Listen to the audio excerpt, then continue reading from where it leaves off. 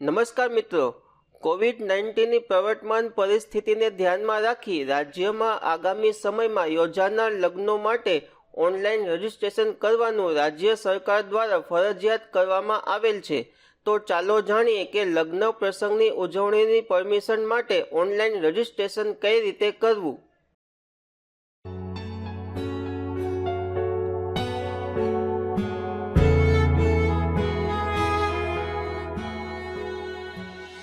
રાજ્યમાં આગામી સમયમાં યોજાનાર લગ્નો માટે ઓનલાઈન રજીસ્ટ્રેશન કરવા બાબતે online registration for organising marriage ફંક્શનનું એક સોફ્ટવેર તૈયાર કરવામાં આવેલ છે, જેને ડિજિટલ ગુજરાત પોર્ટલ ઉપર કાર્યરત કરવામાં આવેલ છે।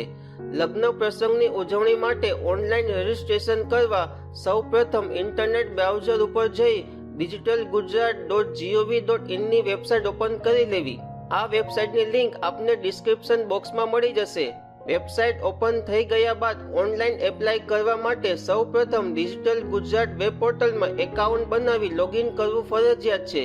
ડિજિટલ ગુજરાત વેબ પોર્ટલમાં એકાઉન્ટ કઈ રીતે બનાવવું અને પ્રોફાઇલ અપડેટ કઈ રીતે કરવી તે અંગે અમે અગાઉ વિડીયો બનાવેલ છે। આ વિડીયો જોવા માટેની લિંક આપને ડિસ્ક્રિપ્શન બોક્સમાં અને અમારી ચેનલ ઉપર મળી જશે।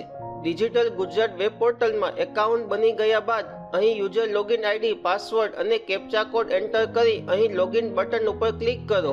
લોગિન થઈ ગયા બાદ અહીં online registration for organising marriage function link ઉપર ક્લિક કરો।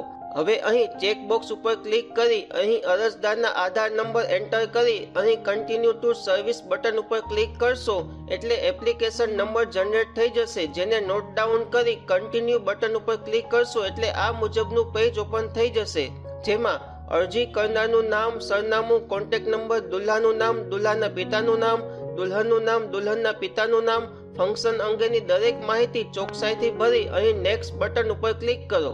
હવે અહીં એટેચમેન્ટ પેજમાં અરજી કરનારનું આઈડેન્ટિટી પ્રૂફ અને ફંક્શનના સરનામાની માહિતીનું પ્રૂફની સોફ્ટ કોપી અહીં અપલોડ કરી ચેકબોક્સ ઉપર ક્લિક કરી સબમિટ બટન ઉપર ક્લિક કરશો એટલે મેરેજ ફંક્શન માટેની પરમિશન લેવાની અરજી સબમિટ થઈ જશે। આ એપ્લિકેશનનું વેરિફિકેશન થઈ ગયા બાદ આપે ફરીથી ડિજિટલ ગુજરાત વેબ પોર્ટલમાં લોગિન કરી અહીં અપ્રૂવ ટેબ ઉપર ક્લિક કરી અહીં પ્રિન્ટ લિંક ઉપર ક્લિક કરી આ મેરેજ ફંક્શનની અરજી પાસની પ્રિન્ટ અરજદારે મેરેજ ફંક્શન સમય દરમિયાન પોતાની પાસે રાખવી। જો કોઈ પોલીસ અધિકારી કે સ્થાનિક વહીવટી તંત્રના અધિકારી કે કર્મચારી અરજદાર પાસે રજીસ્ટ્રેશન સ્લીપની માંગણી કરે તો તે અરજદારે રજૂ કરવાની રહેશે। ગુજરાત રાજ્યના હુકમથી દરેક જિલ્લા કલેક્ટરો દ્વારા આ અંગે જાહેરનામું બહાર પાડવામાં આવ્યું છે। અમને આશા છે કે આપને આ માહિતી ઉપયોગી થશે તેમજ આપના આવનાર દરેક પ્રસંગો ખુશીસભર અને આનંદથી ઉકેલાઈ જાય તેવી શુભેચ્છાઓ સાથે જય હિન્દ, જય ભારત।